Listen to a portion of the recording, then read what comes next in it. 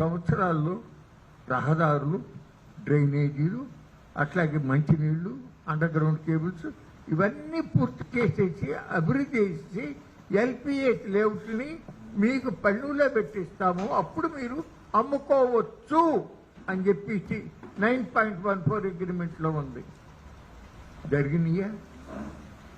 2019 దాకా అధికారంలో ఉన్నాం, టెండర్లే పిలవాలా.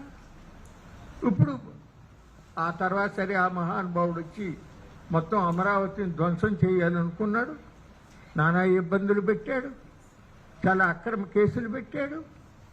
కౌలు ఇవ్వనందుకు సిఐడి ఆఫీస్కి వెళ్ళి ఏమయ్యా బాబు మీరు ఇంత ఆలస్యం అయిపోతుంది, మా కొండ పొలాలేమో ఇచ్చేసాము, మేము ఎట్టా గడవాలి అని చెప్పి అడుగుతానికి వెళ్తే వాళ్ళ మీద కేసులు పెడితే వారి కోసం అని చెప్పి ఆడవారితో సహా కూడా అందరూ తిరగాల్సి వచ్చింది. అనేక నెలల పాటు ఆ మహిళలు అక్కడ ఉద్యమం చేశారు, అనేక పర్యాలు మనందరం కూడా వెళ్ళాం కూడా.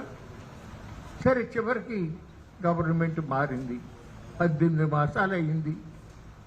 18 మాసాలు అయితే ఆ అక్రమ కేసులు తీసేయడం కూడా చేయలేవా?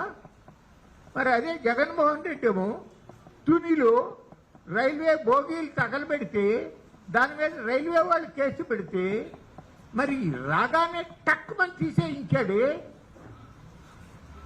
నువ్వు న్యాయమైనటువంటి విషయం గురించి, భూములు ఇచ్చిన రైతుల మీద పెట్టిన కేసుల గురించి ఎందుకు తీసేయలేదు అని అడుగుతా ఉన్నాం.